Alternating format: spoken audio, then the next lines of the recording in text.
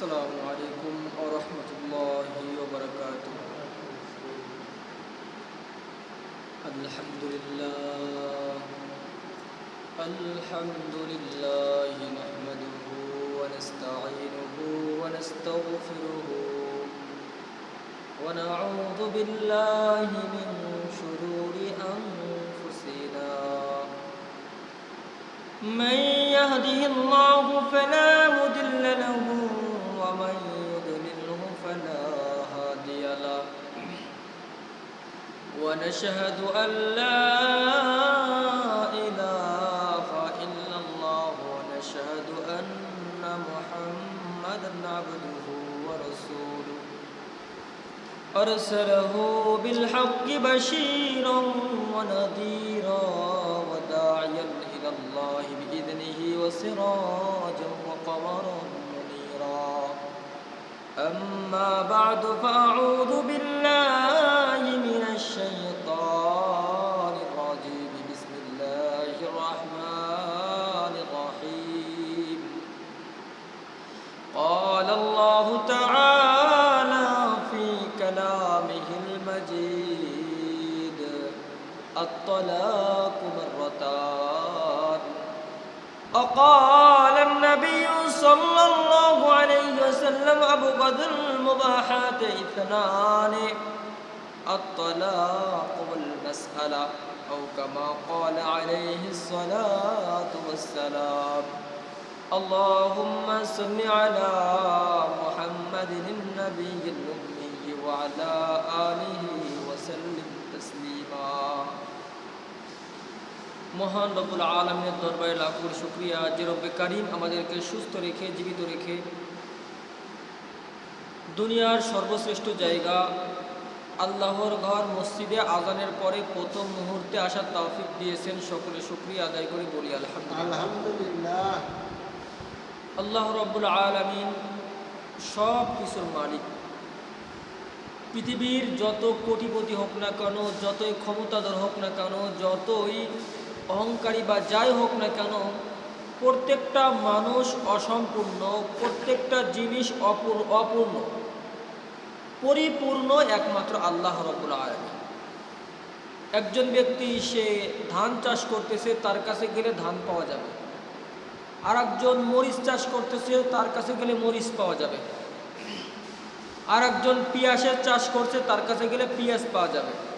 আবার যারা এই সমস্ত সবজি চাষ করে তাদের অর্থের দরকার, অর্থলার এই সমস্ত যোগান দরকার। তাহলে একজন আর একজনের প্রতি প্রয়োজন মুক্ত। দুনিয়ার নিয়মই এটা। একজন ভ্যান চালাচ্ছে, তার টাকার প্রয়োজন, আর একজন তার গন্তব্যে পৌঁছানোর প্রয়োজন। দরকার আছে কি নাই? তাহলে দুনিয়ার কোনো ব্যক্তি পরিপূর্ণ না, একমাত্র পরিপূর্ণ হলো আল্লাহ তাআলা।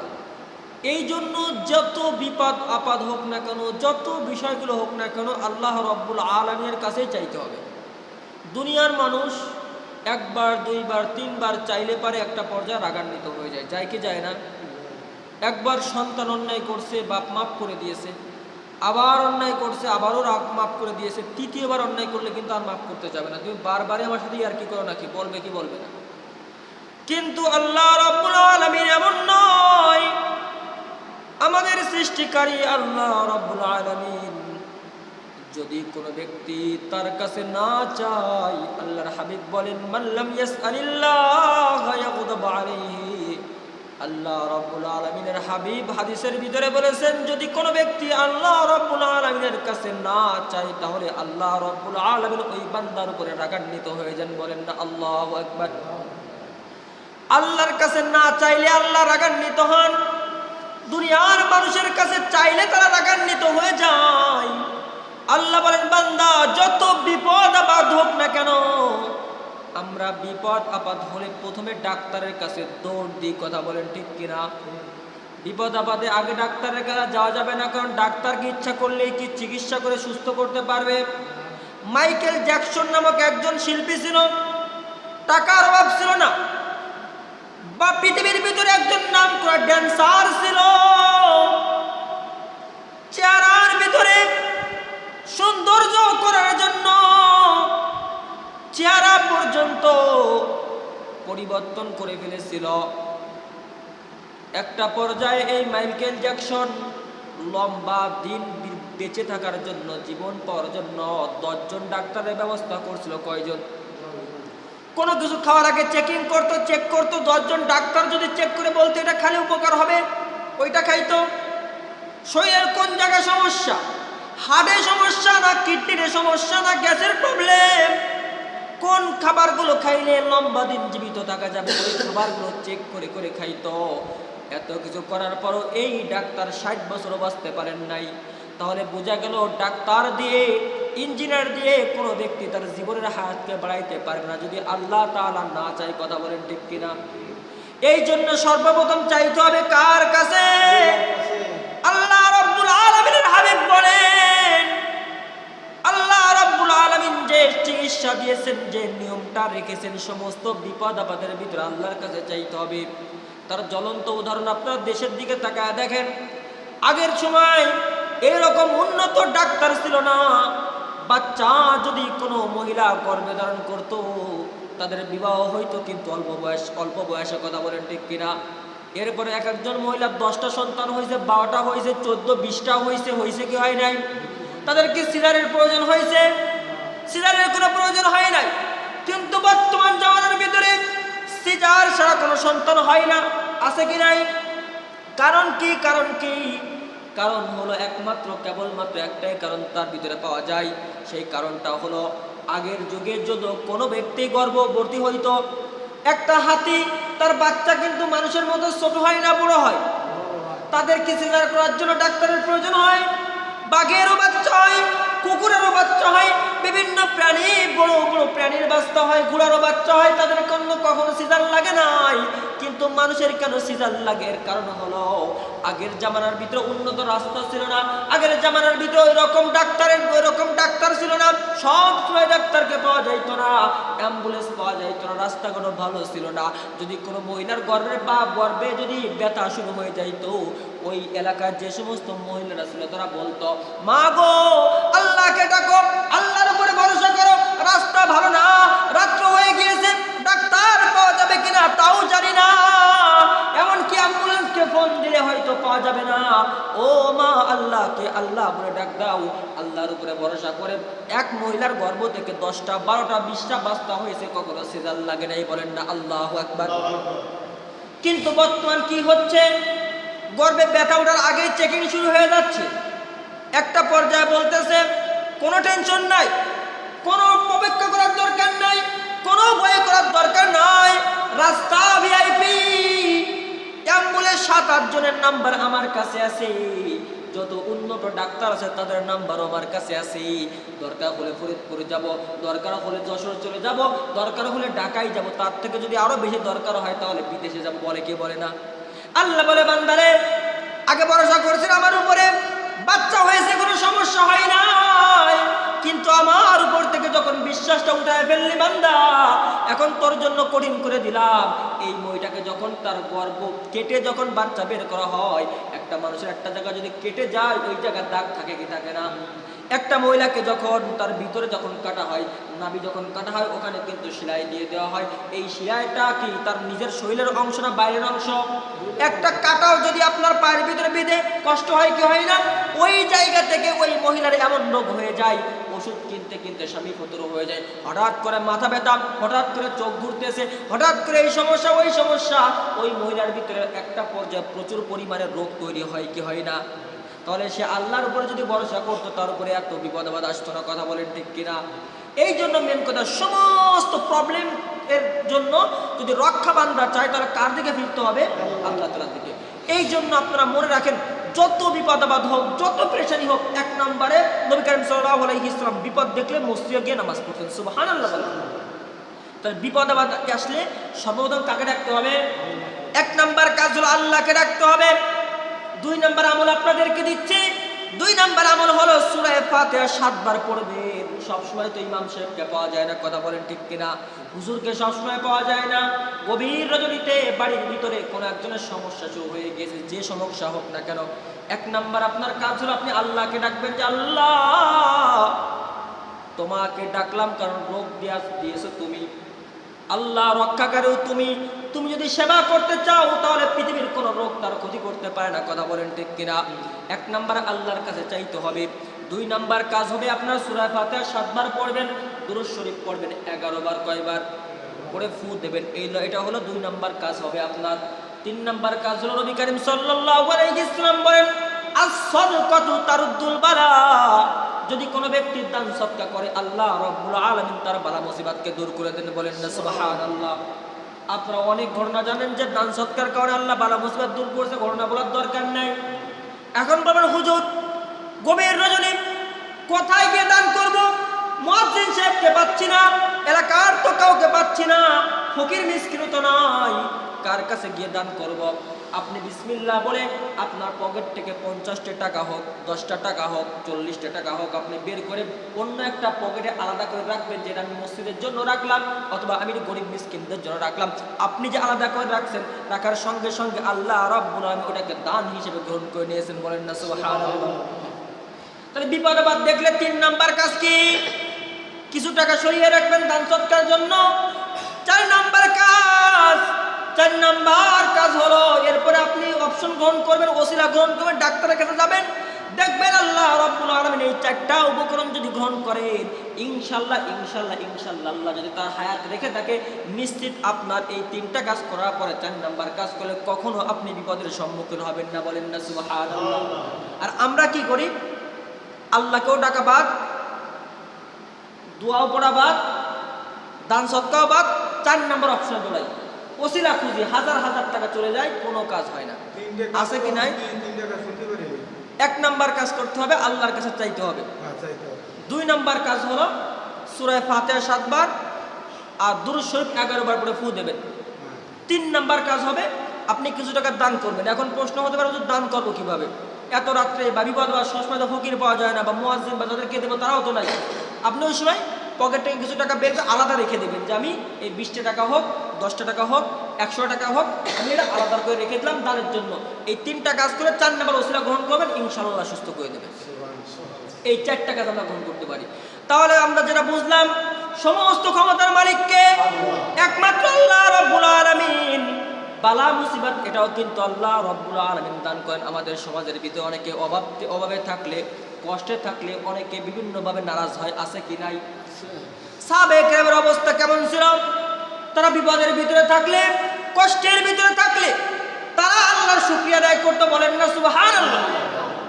নবী করিম সাল্লাল্লাহু আলাইহি ওয়াসাল্লামের জামানার ঘটনা, আল্লাহর হাবিব সাল্লাল্লাহু আলাইহি ওয়াসাল্লামের জামানায় এক দাম্পত্য স্বামী স্ত্রী, তাদের ভিতরে মহাব্বতের কোনো কমতি নাই। সকলে তাদেরকে নিয়ে ঈর্ষা করত, তাদের ভিতরে কত মহাব্বত, স্বামী স্ত্রীর ভিতরে কত সুন্দর সম্পর্ক। কখনো তাদের ভিতরে গালাগালি হয় না, কখনো দ্বন্দ্ব হয় না, সংসারে কোনো প্রকার অভিযোগ নাই। আল্লাহ তাদেরকে যে রিজিক দান করে, স্বামী স্ত্রী অনেক সুন্দরভাবে ওইগুলোই থেকে তারা ভক্ষণ করে, আল্লাহর ইবাদত করে। হঠাৎ করে একদিন গভীর রজনী স্বামীর পানি খাওয়ার প্রয়োজন হয়েছে। আরব দেশে আমাদের মতো এরকম পানি পাওয়া যায় না। স্ত্রী একটা পর্যায়ে স্ত্রীকে স্বামী বলে, ওগো বিবি, আমার কলিজাটা শুকায় গিয়েছে, তুমি আমার জন্য কি পানির ব্যবস্থা করতে পারবা? আমাদের সমাজের ভিতরে যদি রাত্রে এরকম যদি কোনো বউকে স্বামী বলে মশারিটা টানাই দাও, তাহলে অনেকের বিবি আছে তুমি নিজে টানাইতে পারো না, বলে কি বলে না? এই খাবারটা গুছাই দাও তো, তোমার কি হাত নাই, তোমার কি পা নাই, বলে কি বলে না?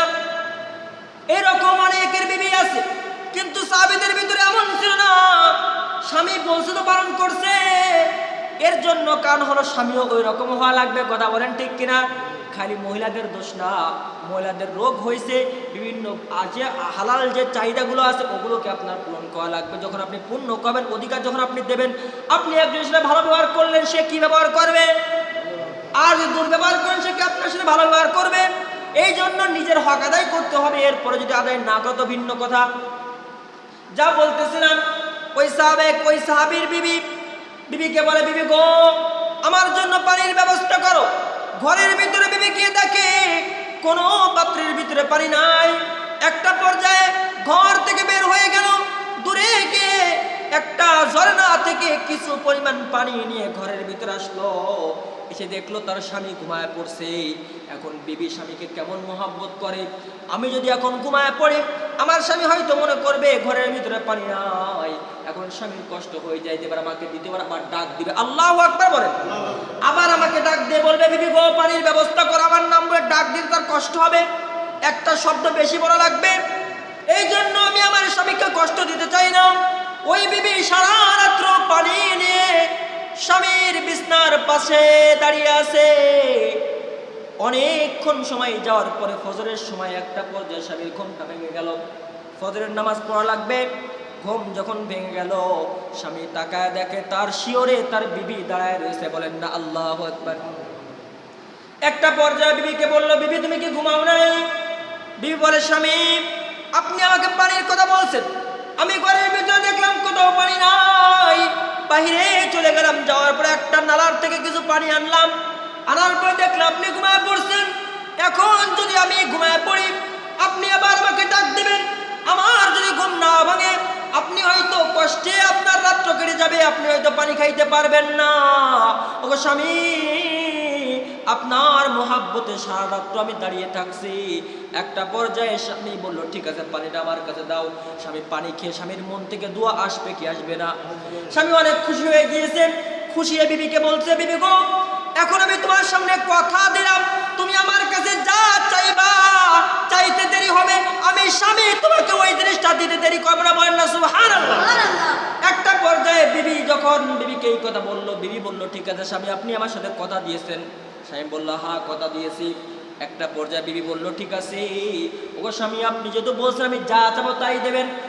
স্বামী বলল, হ্যাঁ তাই দেব।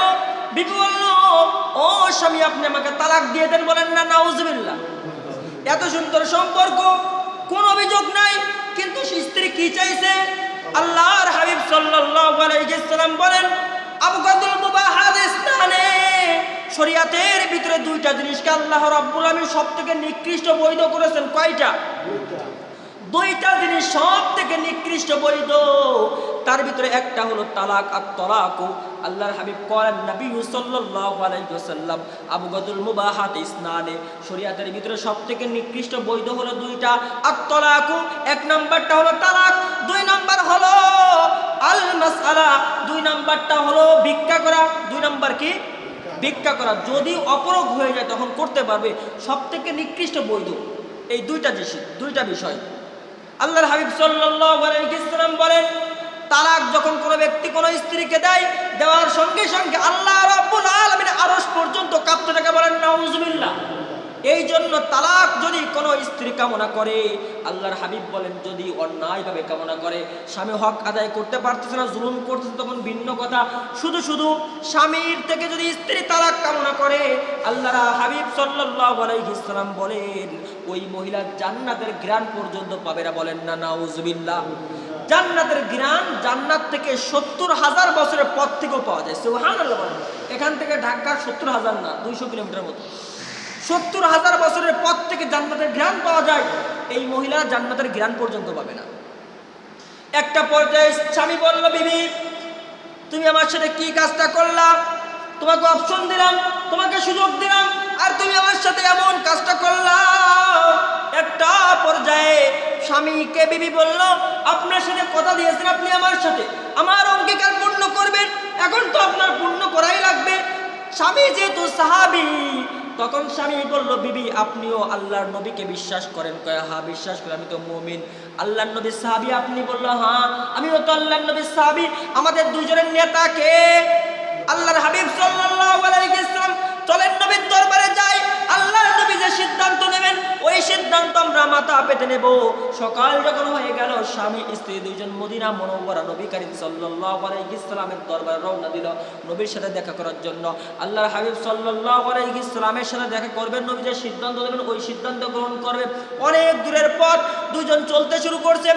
চলতে চলতে চলতে চলতে অনেক দূর যাওয়ার পর হঠাৎ করে স্বামীর পাটা একটা গর্তের ভিতরে পড়ে মুচকে ভেঙে গেল। ভেঙে যাওয়ার সঙ্গে সঙ্গে একটা পর্যায়ে স্ত্রী দ্রুত তার কাপড়টা ছিঁড়ে ফেললো। ছিঁড়ে ওই যে রক্ত বের হচ্ছিল ওই রক্তের জায়গায় সে বেঁধে দিল, বলেন না আল্লাহু আকবার। এটাই একজন এমন স্ত্রী, এটা অনুগত স্ত্রী যে স্ত্রীর ব্যাপারে আল্লাহর নবী বলছেন বলছেন আইয়ুমা ইমরাতিন মাতাত, যদি কোনো মহিলা মারা যায়, ও যাওজুহা আনহা রাজিন দাখালাতিল জান্নাহ, ওই মহিলার ব্যাপারে যদি তার স্বামী বলে আমার স্ত্রী দুনিয়াতে ছিল, আমার হক আদায় করছে, আমার বিবির উপরে মালিক, আমি সন্তুষ্ট, আল্লাহ বলেন যখন এই সাক্ষী তার স্বামী দিয়ে দেবে, ওই মহিলাকে কোনো কিছুই আটকাইতে পারবে না। জান্নাতের 8টা দরজা ওই মহিলাকে জান্নাতে যাওয়ার জন্য ডাকতে থাকবে, বলেন না সুবহানাল্লাহ। একটা পর্যায়ে স্ত্রী দ্রুত তার কাপড়টা ছিঁড়ে ফেলল, ছিঁড়ে ওই জায়গায় সে ব্যান্ডেজ করে দিল, দিয়ে স্বামীকে বলল, স্বামী আপনার পা যেহেতু ভেঙে গিয়েছে, এখন তো নবীর দরবারে যাওয়া সম্ভব নয়, চলেন আমরা বাড়িতে চলে যাই। একটা পর্যায়ে বাড়ি চলে গেল, স্বামীকে এখন ইনকাম করতে পারতেছে, এখন স্বামীর ইনকাম বন্ধ হয়ে গিয়েছে, স্ত্রী অনেক কষ্টে খেয়ে না খেয়ে দিন কাটাচ্ছে, 2 বেলা খাই তো 3 বেলা খাই না, এইভাবে কাটতে কাটতে একটা পর্যায়ে স্বামী মানুষের বাড়িতে কাজ করা শুরু করছে, স্ত্রী মানুষের বাড়ি কাজ করতেছে, কাজ করে স্বামীর খাবারের ব্যবস্থা করতেছে। স্বামী আশ্চর্য হয়ে গেল, হাই রে, আমার স্বামী স্ত্রী কত সুন্দর পরিবেশের ভিতরে ছিল, কত ভালো পরিবেশের ভিতরে ছিল, আমি ইনকাম করতাম খাইতো, কিন্তু আজকে আমার স্ত্রী আমার জন্য কষ্ট করতেছে, রান্না করতেছে, কিন্তু আজকে তালাক চাচ্ছে না। যখন ভালো পরিবেশ ছিল তখন তালাক চেয়েছে, কারণ কি? একটা পর্যায়ে রাতের গভীরে স্ত্রী স্বামীর পাটা ধরে বলতে, স্বামী গো, আমি আপনার কাছে মূলত তালাক চাইতাম না, আমি তালাক কি জন্য চাইছি আপনি কি জানেন? বললো, কি জন্য চেয়েছো? ও স্বামী, আমি আপনাকে মহব্বত করি, আপনি আমাকে কখনো কষ্ট দেন নাই, আমিও তো আপনাকে কষ্ট দিই না। স্বামী বললো, হ্যাঁ তুমিও তো কখনো কষ্ট দাও নাই, তাহলে তালাক কেন চাইলা? একটা পর্যায়ে স্ত্রী বলল, আল্লাহর নবী হযরত মুহাম্মদ সাল্লাল্লাহু আলাইহি ওয়াসাল্লাম বলেন, আল্লাহ তাআলা সবথেকে ওই ব্যক্তিকে বেশি মহব্বত করে তার উপরে আল্লাহ যত বেশি বালা মুসিবত দান করে, বলেন না সুবহানাল্লাহ। আল্লাহ তাদেরকে বেশি বালা মুসিবত দেন, তাদেরকে মহব্বত করেন, এই জন্য আল্লাহ বালা মুসিবত দিয়ে পরীক্ষা করেন। আল্লাহ রাব্বুল আলামিনের হাবিব বলছেন, আল্লাহ তাআলা তাদেরকে বেশি মহব্বত করে যাদেরকে আল্লাহ বালা মুসিবত বেশি দান করে। আল্লাহর নবী কি কম কষ্ট সহ্য করছে? আল্লাহর নবী দান বরার শহীদ হয়েছে, যার এলাকা থেকে তাড়িয়ে দেওয়া হয়েছে, আল্লাহর হাবিব সাল্লাল্লাহু আলাইহি সাল্লামের বিভিন্ন প্রকার নবীকে কষ্ট দেওয়া হয়েছে, এইভাবে হযরত জাকারিয়া আলাইহিস সালামকে দ্বিখণ্ডিত করে দেওয়া হয়েছে, হযরত মূসা আলাইহিস সালামকে অনেক বিপদের ভিতরে ফেলানো হয়েছে। এইভাবে পৃথিবীর ভিতরে যত নবী রাসূল ছিল তারা কষ্ট সহ্য করছেন, কি করেন নাই? ওগো স্বামী, ওগো স্ত্রী বলে, ওগো স্বামী, আল্লাহর হাবিব সাল্লাল্লাহু আলাইহি সাল্লাম বলেন, যাকে আল্লাহ যত বিপদ দান করেন আল্লাহ তাকে তত বেশি মহব্বত দান করেন, তাকে তত বেশি ভালোবাসেন।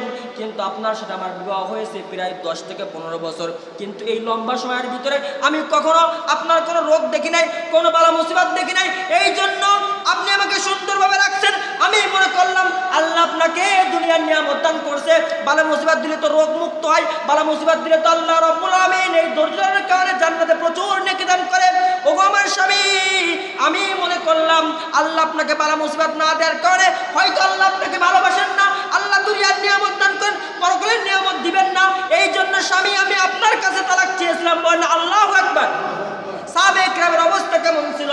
তারা বালা মুসিবত হইলে খুশি হইতো, তারা বুঝতো যে আল্লাহ এই বান্দার উপরে, আমার স্বামীর উপরে খুশি আছে, এই জন্য তাকে বালা মুসিবত দিয়েছে। কিন্তু আমাদের সমাজের ভিতরে কি, যদি স্বামী ব্যবসায় মার খেয়ে যায়, অনেক সময় শ্বশুর গিয়ে তার মেয়েকে আনার চেষ্টা করে, আছে কি নাই?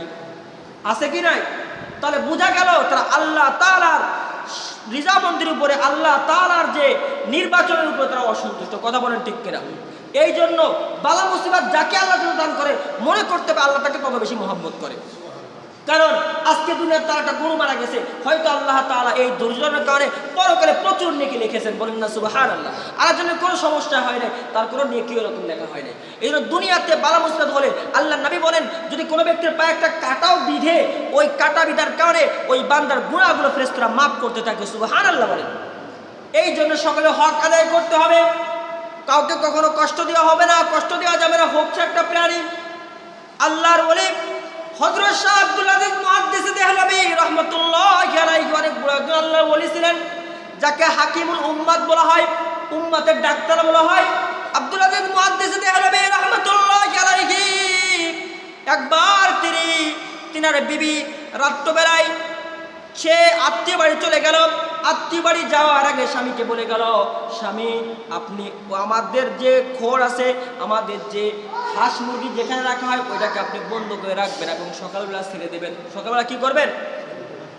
শাহ আব্দুল মুহাদ্দিস দেহলভী রাহমাতুল্লাহি আলাইহি সন্ধ্যাবেলায় মুরগির যে দরজা, ওই খোপটা, ওই দরজাকে বন্ধ করে দিলেন। দেওয়ার পর তিনি সারা রাত ইবাদত করলেন। সকাল যখন হয়ে গেল, আল্লাহর ওলির একটা নিয়ম ছিল, তিনি ফজরের পর থেকে তিনি আল্লাহ রাব্বুল আলামিনের এই বান্দা ফজরের পর থেকে তিনি কিতাব লিখতেন। কি করতেন? ওনার প্রচুর কিতাব, আমরা যেগুলো আলোচনা করি অধিকাংশ ওনার কিতাব থেকে।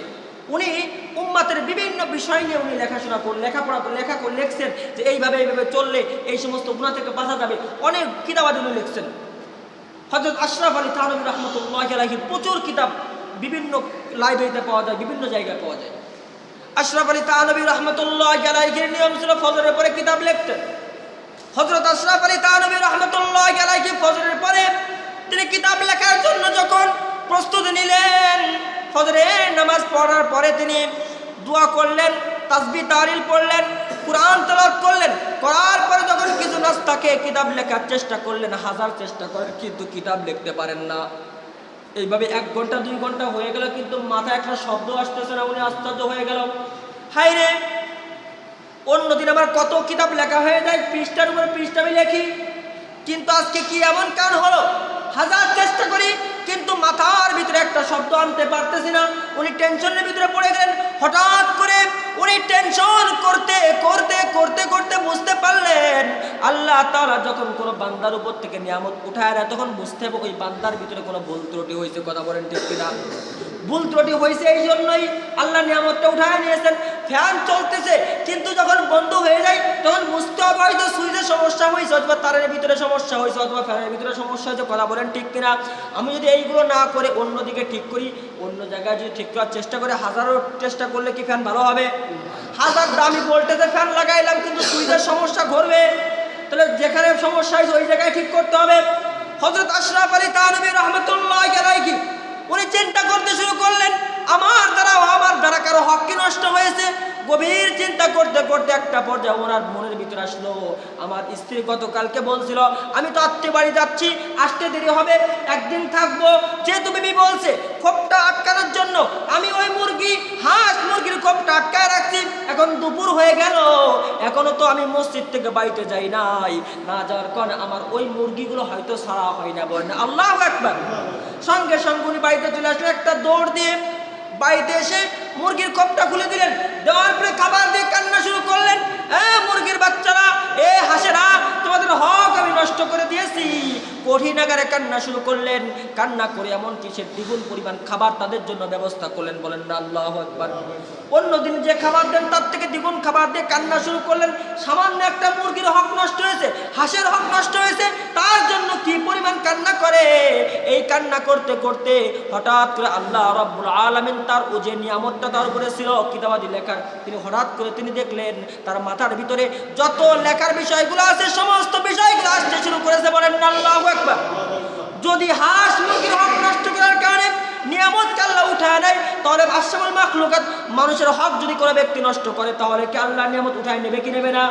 আপনি ব্যবসা করতেছেন, যখন আপনি ওজন দেবেন তখন মাপের ভিতরে কি কম দেওয়া যাবে? আপনি ডাক্তারি করতেছেন, যখন আপনার কাছে প্রেসক্রিপশন করতে আসবে, আপনি যদি একটার জায়গায় 4টা ওষুধ লিখে দেন, হক নষ্ট করলেন কি করলেন না?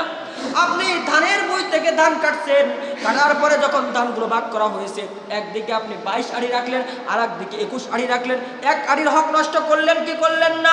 তাহলে বান্দার হক নষ্ট করলে এর থেকে বড় গজব আসবে কি আসবে না? আল্লাহর হাবিব সাল্লাল্লাহু আলাইহি ওয়াসাল্লাম বলেন, যদি কোনো ব্যক্তি বিপদ আমাদের ভিতরে ধৈর্য ধারণ করে আর যদি সকলের হক আদায় করে, আল্লাহ তাআলা যে দয়ালু, আল্লাহ বলেন ওই বান্দা মারা যাইতে দেরি হবে, আমি আল্লাহ রাব্বুল আলামিন ওই বান্দাকে জান্নাতে দেরি করব না। বলেন না সুবহানাল্লাহ।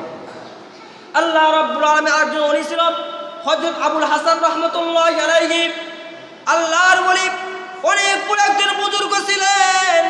অনেক দূর থেকে তার সাথে সাক্ষাৎ করার জন্য একজন ভক্ত রওনা দিয়েছে। যাইতে যাইতে যাইতে যাইতে অনেক দিন, প্রায় 1 মাস সফর করছে। সফর করে ওই দেশে চলে গিয়েছে। আগের সময় এরকম ভিসা পাসপোর্ট ছিল না। আগের সময় কি ছিল না? ভিসা পাসপোর্ট ছিল না। আপনি যে কোনো দেশ থেকে যে কোনো দেশে যাইতে পারতেন। এই ভিসা পাসপোর্ট করছে ইংরেজরা। তারা এই ভিসা পাসপোর্ট করে মুসলমানদের ভিতরে, মানুষের ভিতরে বিভেদ সৃষ্টি করছে। আল্লাহকে মানুষের ভিতরে বিভেদ সৃষ্টি করছে। ইসলামী খেলাফত যখন ছিল তখন কোনো ভিসা পাসপোর্ট ছিল না। আপনি ভারত যান আর আপনি পাকিস্তান যান, যে কোনো দেশে আপনার টাকা থাকলে যাইতে পারতেন, কিন্তু দেখেন এই ভিসা করার কারণে ধনী গরিবদেরকে বিচ্ছিন্ন করছে কি করে নাই? গরিবরা ইচ্ছা করে যাইতে পারতো, তাদের টাকা নাই, আর ধনীরা টাকা দিয়ে ভিসা পাসপোর্ট করে যাইতে পারতেছে। তাহলে ইংরেজরা মুসলমানদের ভিতরে বিভেদ সৃষ্টি করছে কি করে নাই? আগে কিন্তু এরকম ছিল না, যে কোনো দেশে আপনি যাইতে পারতেন। ওই ব্যক্তি প্রায় অনেক দিন সবর করছে, আল্লাহর ওলির দেখা করবে। আস্তে আস্তে আস্তে আস্তে একটা পর্যায়ে আল্লাহর ওলির ঘরের সামনে গেল। যাওয়ার পরে যখন সালাম দিল, ভিতর থেকে কড়কড় মেজাজে আওয়াজ শুরু করলো। ভিতর থেকে মহিলা বলল, কে বা আপনি আওয়াজ করেন? ওই ব্যক্তি বলে, আমি অমুক পীর সাহেবের কাছে আসছি। ভিতর থেকে বিভিন্ন বিশ্রী ভাষায় গালি দিতে শুরু করছে। কার কিসের পীর সাহেব? তার মতো শয়তান, তার মতো নিকৃষ্ট, তার মতো খারাপ লোক এই পৃথিবীর ভিতরে একটাও নাই। একটা পর্যায়ে আশ্চর্য হয়ে গেল, কিরে আল্লাহর ওলির ব্যাপারে এত অভিযোগ দিচ্ছে, যে ওলির জন্য আমি এক মাসের সফর করে আসলাম, সেই ওলি কি এত খারাপ? তার মনটা ভেঙে গেল। এত কষ্ট করে এত পরিশ্রম করে আসলাম, একটা মাস পার হয়ে সে কষ্ট নিয়ে ফেরত যাচ্ছে। সে কষ্ট নিয়ে যখন ফেরত যাচ্ছে, অনেক দূর যাওয়ার পরে সে দেখে কে যেন একজন বাঘের উপরে সওয়ার হয়ে আসছে। বলেন না আল্লাহু আকবার। সে সওয়ার হয়েছে বাঘের উপরে। আমরা যদি বাঘের সামনে যাই তাহলে বাঘকে আমাদের জন্য নত হবে না, আমাদেরকে খাইতে আসবে। কিন্তু সে কেমন আল্লাহকে চিনছে, কেমন আল্লাহর হয়েছে। এই জন্য শুরুতে বলছিলাম, কার হওয়া লাগবে? আল্লাহর হওয়া লাগবে। আল্লাহ যদি কোনো ব্যক্তি হইতে পারে, পৃথিবীর সব কেউ তাকে ভয় করবে। কথা বলেন ঠিক কিনা? একটা পর্যায়ে সে তাকায় দেখে কে যেন বাঘের উপরে সওয়ার হয়ে আসছে। সে কাছে চলে গেল, এই মনে হয় বড় আল্লাহর বলি। আল্লাহ বলে খুঁজতে আসছিলাম, তা তো পালাম না। এই মনে হয় সব থেকে বড় আল্লাহর বলি, তার কাছে যায়। একটা পর্যায়ে কাছে গেল, যাওয়ার পর দেখলো শুধু সে বাঘের উপরে সওয়ার নয়, তার হাতে একটা চাবুক আছে। বলেন না আল্লাহু আকবার। এই চাবুকটা হলো সাপ। সুবহানাল্লাহ বলে। এই সাপের মাথা ধরে লেজ ধরছে। লেজ ধরে কি সাপ ছাড় দেবে? আপনারা কেউ লেজ ধরতে পারবেন? উনি মনে করলেন এই হয়তো সব থেকে বড় আল্লাহর ওলি। তার কাছে চলে গেল। যাওয়ার পরে বলল, আপনি কি আবুল হাসানকে চেনেন? তখন সে বলল, তুমি যে আবুল হাসানের কাছে আসছো, আমি হলাম সেই আবুল হাসান। বলেন সুবহানাল্লাহ। তখন বলল, ওই যে পাশে একটা বাড়ি আছে, ওই বাড়ি কি আপনার? আল্লাহর ওলি বললেন, হ্যাঁ হ্যাঁ, ওই যে বাড়ির সামনে তুমি গিয়েছিলে ওই বাড়িটা হলো আমার। তখন ওই আল্লাহর ওলির কাছে ওই ব্যক্তি বলল, আমি আশ্চর্য হয়ে গেলাম, আপনার বাড়িতে গেলাম, কিন্তু আপনার বিবি এইরকম বিভিন্ন বিশ্রী ভাষা আপনাকে গালি দিচ্ছে, আপনি সহ্য করেন কেন? আপনি কি তাকে ছেড়ে দিতে পারেন না? আল্লাহর ওলি বলেন, আমার বিবি যেহেতু নিকৃষ্ট, আমার বিবি যেহেতু খারাপ, আমি আমার বিবির হক আদায় করার কারণে, এই কষ্ট সহ্য করার কারণে আল্লাহ রাব্বুল আলামিন যত প্রাণী আছে সমস্ত প্রাণীদেরকে বলে দিয়েছে, ও প্রাণীরা, আমার এই বান্দা একজন মানুষের কষ্ট সহ্য করে, তার বিবির কষ্ট সহ্য করে। এই জন্য আমার এই আল্লাহর ওলি যদি কোনো প্রাণীর কাছে যায়, ওই প্রাণীকে যদি সোয়ারু বানায়, কোনো সাপকে যদি ধরে, ওই সাপ যদি তার হাতের চাবুক হওয়া লাগে, তাহলে তোমরাও এই বান্দার কষ্টকে সহ্য করবা। বলেন না সুবহানাল্লাহ। সে যেহেতু বিবির কষ্ট সহ্য করছে, এই জন্য তাকে এত দামি বানাইছি। এই বান্দা যদি তোমাদেরকে কোনো কষ্ট দেয়, ওই কষ্ট তোমাদের সহ্য করা লাগবে। সুবহানাল্লাহ। এই জন্য এই বিবিকে যদি আমি ছেড়ে দিতাম, তাহলে এই বাঘ আমার আয়ত্তে আসতো না, এই সাপও আমার আয়ত্তে আসতো না। একটা পর্যায়ে বললো, তাহলে আপনি ছেড়ে দেন না কেন? তখন বললো, তুমি তো বুঝছো কষ্ট সহ্য করছি, এখন আমি ছেড়ে দিতে পারি, কিন্তু ছেড়ে দিই না। এই জন্য আমি যদি আমার এই বিবিকে ছেড়ে দিই, আমার বিবি তো একটু খারাপ আছে, সে গালাগালি করে, আমাকে কষ্ট দেয়, কিন্তু আল্লাহর ওলিরা চাই না যে আমাকে কষ্ট দিক, এই কষ্ট আরেকজনকে দিক। এটা কে চায় না? আল্লাহর ওলিরা কখনো চাই না। এখন ওই ব্যক্তি, ওই আল্লাহর ওলি আবুল হাসান বলেন, আমি আমার বিবিকে এই জন্য তালাক দিই না। আমার বিবি কখনো অন্যায় করে না, আমাকে একটু গালাগালি করে, কথাটা ঠিক আছে, কিন্তু আমি যদি আমার এই বিবিকে ছেড়ে দিই, হয়তো আরেকজনের সাথে বিবাহ হবে, তাহলে তার হক তো নষ্ট হবে। আল্লাহু আকবার বলেন। আমি ওই চিন্তা করে ছাড়ি না। একটা পর্যায়ে ইতিহাস লেখে, এই আল্লাহর ওলি ওই বিবিকে রাখার কারণে কিছুদিন পরে এই বিবির ভিতরে পরিবর্তন হয়ে গিয়েছে। একটা পর্যায়ে এই বিবি স্বামীকে এত মহাব্বত করতো, স্বামী যা বলতো এই বিবি ওইগুলো আনতে দেরি করতো না। বলেন না সুবহানাল্লাহ। তাহলে এই জন্য কষ্ট যদি আসে, অনেকে আমরা মনে করি আল্লাহ এত কষ্ট আমাকেই দিল, আপনাকে আল্লাহ মহাব্বত করে এই জন্য আপনাকে কষ্ট দিচ্ছে। সুবহানাল্লাহ। এই জন্য পৃথিবীর ভিতরে সব থেকে নিকৃষ্ট বলছিলাম দুইটা, একটা হলো তালাক দেওয়া। তালাক হলো সব থেকে নিকৃষ্ট বৈধ। তালাক কামনা করা যাবে না, তালাক চাওয়া যাবে না। কারণ আপনি হয়তো আজকে আপনার বিবিকে রাগ হয়ে গেছে, তালাক দিয়ে দিলেন, এই সন্তান হাসরের মধ্যে আপনার বিপক্ষে দাঁড়াবে। এই সন্তানের হক আপনি নষ্ট করলেন না, সারা জীবন এই সন্তান তার মায়ের আদর পাবে না, মায়ের বিবাহ হয়ে যাবে আরেকজনের সাথে, সারা জীবন সে পিতার স্নেহ পাবে না, কারণ পিতাও বিবাহ হয়ে যাবে আরেকজনের সাথে। এই সন্তানটা ভবিষ্যতে খারাপ হয়ে যাবে, যাইতে পারে কি পারে না? এই জন্য যখন না পারলেই নয়, এই জন্য হাদিসের ভিতরে বলা হয়েছে যখন তুমি তোমার ছেলেকে বিবাহ দেবা তখন দিনদারিত্ব দেখবা। কি দেখবা? এই জন্য আমরা আগে কি দেখি? সম্পত্তি দেখি, চেহারা দেখি। চেহারা দিয়ে কি পানি খাওয়া যাবে? আপনাদের সমাজে যারা দাদি আছে, অনেকে যাদের 40 বছর হয়ে গেছে, চেহারা কি আগের মতো সৌন্দর্য আছে? তো চেহারার সৌন্দর্য কয়দিনের জন্য? হয়তো 15 বছর থেকে শুরু করে এই যে 25-30 বছর, এরপরে তো চেহারা যা তাই। এই জন্য চেহারা দেখে কোন বিবাহ দেওয়া যাবে না, দেখতে হবে এই মেয়ের দিনদায়িত্ব কেমন, এই মেয়ের মা বাপ কেমন। মা বাপ যদি ভালো হয়, যদি গরু ভালো হয়, এই গরুর বাছুরও একই অবস্থা হয় কি হয় না? আল্লাহর হাবিব হযরত মুহাম্মদ সাল্লাল্লাহু আলাইহি ওয়াসাল্লাম বলেন, তাজাওয়াজুল ওয়াদুদা ওয়াল ওয়ালুদা ফাইন্নী মুকাসিরুন বিকুল উমামা। তোমরা এমন মেয়েকে বিবাহ করো যে মহিলার অনেক মহব্বত করবে স্বামীকে। স্বামীকে কি করবে? অনেক মহব্বত করবে। ওয়াল ওয়ালুদা, অনেক সন্তান ওই মহিলার হবে। এখন প্রশ্ন হতে পারে, হুজুর আপনি তো বললেন যে এমন মহিলাকে বিবাহ করো যে মহিলা স্বামীকে অনেক মহব্বত করবে, অনেক বাচ্চা দেবে। এখন বিবাহ করার আগে কিভাবে বুঝবে? বাচ্চা কি আগে হয়, মহব্বত কি আগে হয় না আগে বিবাহ হয়? তাহলে মহব্বত করবে কিভাবে, বুঝবো কিভাবে, বাচ্চা কিভাবে হবে, বুঝবো কিভাবে? হাদিসের ব্যাখ্যার ভিতরে উলামায়ে কেরাম বলেন এর ব্যাখ্যা হলো তার মায়ের দিকে তাকাও। কার দিকে তাকাও? তার মার দিকে তাকাও। যদি দেখো যে তার মা তার বাবাকে মহব্বত করে, তাহলে এই মেয়ে ছোটকাল থেকে এই 15 বছর শিখছে কি শেখে নাই? সে শিখতেছে যে আমার মা কিভাবে আমার বাবার কথা মানে। একটা পর্যায়ে এই মেয়ের ভিতরে এই গুণগুলো চলে আসবে, সেও আপনার ছেলের সাথে ভালো ব্যবহার করবে। কথা বলেন ঠিক কিনা? এই জন্য তা দেখতে হবে আগে মাটা কেমন। এরপরে যদি দেখা যায় যে এই মার ছেলের 4-5টা বা 7-8টা, তাহলে বুঝতে হবে যে এই মেয়েও ভালো। যদি গরুর গাভী ভালো হয় তাহলে বাচ্চাও কিন্তু কি হয়? একই জাতের হয় কি হয় না? যে গরুতে দুধ বেশি হয় দেখবেন তার বাচ্চার উপরে ওই জাতেরই হয় কি হয় না? এই জন্য আল্লাহর হাবিব এই হাদিসের ব্যাখ্যা করছেন এমন মেয়েকে বিবাহ দাও যে মেয়ের ভিতরে মেয়ে স্বামীকে মহব্বত করবে এবং অধিক বাচ্চা হবে। এখানে অধিক বাচ্চা করার উদ্দেশ্য কি? আল্লাহর হাবিব সাল্লাল্লাহু আলাইহি ওয়াসাল্লাম বলেন একজন ব্যক্তির একটা ছেলে। কয়টা ছেলে? একটা ছেলে। কথা আপনি একটা ছেলে বেশি নেবেন না। হঠাৎ অ্যাক্সিডেন্টে মারা গেল, তাহলে বাকি আপনার দেখবে কে? কিন্তু আপনার ছেলে যদি 3টা হয়, একটা মারা গেলে আরো 2টা থাকবে কি থাকবে না? আপনার ছেলে অনেকে দেখা যায় 7-8টা সব খারাপ হয়েছে, একজন আলেম হয়ে গেছে, হয় কি হয় না? হতে পারে এই একজনের কারণে আল্লাহ আপনার পরকালকে জান্নাত করে দেবে। বলেন সুবহানাল্লাহ। এই জন্য সন্তান কম হওয়া ভালোর বিষয়ের না। নবী কারীম সাল্লাল্লাহু আলাইহি ওয়াসাল্লাম বলেন অধিক সন্তান হয়, এটা নবী কারীম সাল্লাল্লাহু আলাইহি ওয়াসাল্লাম পছন্দ করেন। সুবহানাল্লাহ বলেন। এই জন্য আল্লাহর হাবিব সাল্লাল্লাহু আলাইহি ওয়াসাল্লাম অন্য হাদিসের ভিতরে বলেন তুনকাহুল মারআতু লিআরবাইন লিমালিহা ওয়া লিহাসবিহা ওয়া লিজামালিহা ওয়া লিদীনিহা ফাসফার বিজাতিদ দ্বীন। বিবাহের ক্ষেত্রে সর্বপ্রথম দিনদারিত্ব দেখা লাগবে। কি দেখা লাগবে? সর্বপ্রথম দিনদারিত্ব দেখা লাগবে। আল্লাহর হাবিব এর পরে বলেন ফাইনলাম তাকুন, যদি তুমি দিনদারিত্ব না দেখো ফাসফার বিজাতিদ দ্বীন, তাহলে তুমি তোমার হাতটা ধুলোয় দূষিত করলে, মানে তুমি লাঞ্ছিত হলে, এখান থেকে বাঁচার কোনো উপায় নাই। এই জন্য আগে আমরা দিনদারিত্ব না দেখে আজকে বিটার দোষ, এই দোষ, ওই দোষ। তাহলে প্রথমে আপনার দরকার ছিল আগে আপনি দিনদারিত্ব দেখা। কি দরকার ছিল? যদি দিনদারিত্ব হয় এই মেয়ের সব কিছু ভালো হয়ে যায়। একজন ব্যক্তির চেহারা খুব সুন্দর কিন্তু মদ খায়, গাঁজা খায়, খারাপ ব্যবহার করে, এর কি কেউ ভালো বলে? কিন্তু একজন চেহারা খুব কালো কিন্তু সুন্দর, কথা বলে, ব্যবহার ভালো, দেখবেন একেই বলে সোনার ছেলে। কথা বলেন ঠিক কিনা? তাহলে ব্যবহার হলো মেন, চরিত্র মেন।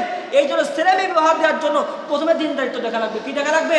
দিনদারিত্ব দেখা লাগবে। আরেকটা বিষয় হলো কষ্ট সহ্য করতে হবে, স্যাক্রিফাইস করতে হবে। আপনিও সার দেবেন, সেও সার দেবে।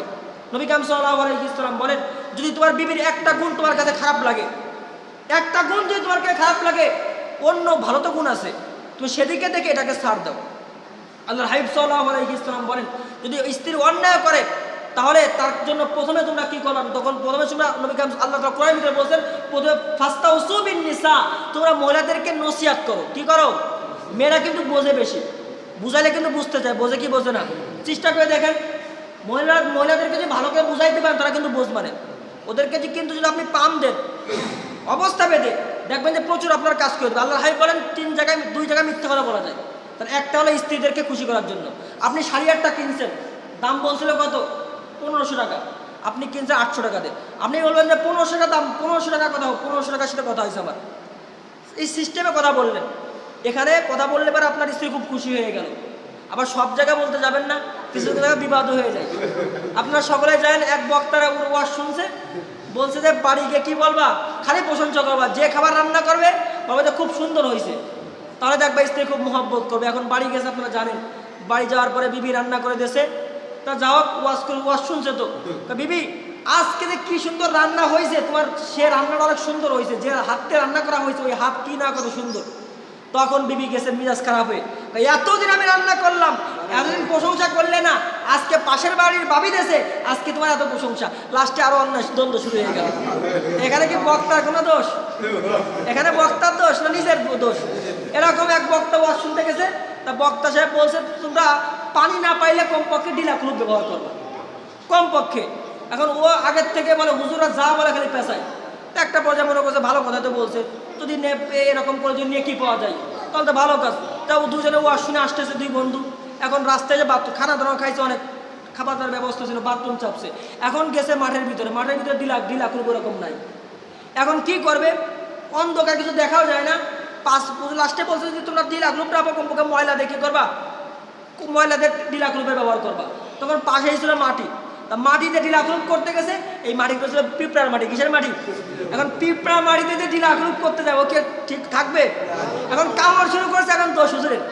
হুজুরের ওয়াজ না শুনলে আজকে বারে দোষ হতো না, এটা হুজুরের দোষ না, সে বিপদে পড়ে গেছে। তা যা হোক, নবী কারীম সাল্লাল্লাহু আলাইহি ওয়াসাল্লাম বলেন ফাস্তাউসু বিন নিসা, তোমরা মহিলাদেরকে তোমরা বেশি বেশি নসিহত করো, বুঝাবা, ওদেরকে বুঝাইলে তারা বুঝ মানে। আরেকটা বিষয় হলো, যদি আপনি স্ত্রীর পরিপূর্ণ হক পাইতে চান, কখনো নিজের বোর বাপের কথা, বাপের বাড়ির যারা আছে তাদের দুর্নাম দেবেন না। একটা দুর্নাম দেবেন, 5 বছর আপনি ভালো খেদমত পাবেন না। আপনার তো বেশি পারলে পরে বাপের কথা দেন। মহিলারা সব সহ্য করতে পারে, কিন্তু বাপ মানে কিছু বলে কি করতে পারে না, সহ্য করতে পারে না। এই জন্য বাপ মাত্র কোনো কথা বলবেন না, আরো অধিকের কথা প্রশংসা করবেন, দেখবেন যে আপনার সব করে দিচ্ছে। এই জন্য এটা মনে রাখবেন, নবী কারীম সাল্লাল্লাহু আলাইহি ওয়াসাল্লাম 1 নম্বর আল্লাহ বলেছেন ফাস্তাউসু বিন নিসা, মহিলাদেরকে বেশি বেশি নসিহত করো। কেন নসিহত করবা? আল্লাহ বলেন যে খুলিকাত, তাদেরকে সৃষ্টি করা হয়েছে মিন জিলাইন। জিলাইন মানে হলো বাঁকা হাড় দিয়ে। কি দিয়ে? বাঁকা জিনিসের ভিতরে বাঁকা একটা স্বভাব থাকে কি থাকে না? ঘাড় বাঁকাদের ভিতরে একটা স্বভাব থাকে। আল্লাহ বলে বাঁকা হাড় দিয়ে তৈরি করা হয়েছে। এখন বাঁকা যে একটা হাড় থাকে, আপনি হাজার চেষ্টা করেন কি সোজা হবে? সোজা হবে? নবী কারীম সাল্লাল্লাহু আলাইহি ওয়াসাল্লাম ওদেরকে তৈরি করা হয়েছে বাঁকা হাড় দিয়ে। যদি তোমরা সোজা করতে তা ভেঙে যাবে, কি হয়ে যাবে? তালাক হয়ে যাবে। আর যদি ছাড়িয়ে দাও ও বাঁকা হতেই থাকবে। এই জন্য মাঝে মাঝে কড়া ব্যবহার করতে হবে, মাঝে মাঝে নসিহত করতে হবে। আল্লাহ সাল্লাল্লাহু আলাইহি ওয়াসাল্লাম এই জন্য প্রথম বলছেন তাদেরকে নসিহত করো। যদি নসিহত না মানে, এরপর আল্লাহ কোরআনের ভিতরে বলছেন ওয়াফরিকুল মাজাজিয়া, বিছনা পৃথক করে দাও। কি পৃথক করে দাও? বিছনা পৃথক করে দাও। স্ত্রীর উপরে ঘুমাক, আপনি ভিন্ন জায়গায় চলে যান। যদি ওই মহিলা বাস্তবে যদি ভালো মহিলা হয়, দিনদার মহিলা হয়, কখনো সহ্য করতে পারবেন আপনি ভিন্ন বিছনায় গেলে। বলেন সুবহানাল্লাহ। আল্লাহর হাবিব বলেন যদি কোনো স্বামী তার স্ত্রীর থেকে বিচ্ছিন্ন বিছনায় ঘুমায় রাগান্বিত হয়ে, সারা রাত্র এই মহিলার উপরে আল্লাহ আযাবের ফেরেশতা লানত করতে থাকে। বলেন না নাউযুবিল্লাহ। তাহলে এই জন্য 2 নম্বর কাজ হবে বিছনা পৃথক করা। এরপরও যদি না মানে, 3 নম্বর কাজ হবে, নবী কারীম সাল্লাল্লাহু আলাইহি ওয়াসাল্লাম বলেন তখন শালিশ ডাকবা। স্ত্রীর পক্ষ থেকে একজন, স্বামীর পক্ষ থেকে একজন, তার বেশি মীমাংসা করে দিবা। তাহলে আমরা প্রথমেই কি করে মাধ্যে শুরু করি, তাদেরকে বুঝাইতে হবে। এইভাবে যদি কাজ করতে পারেন ইনশাআল্লাহ তাআলা আল্লাহ তাআলা আপনাদের সংসার শান্তি দান করবেন। আল্লাহ আমাদের সকলকে উক্ত বিষয়গুলো আমল করতে দান করুন।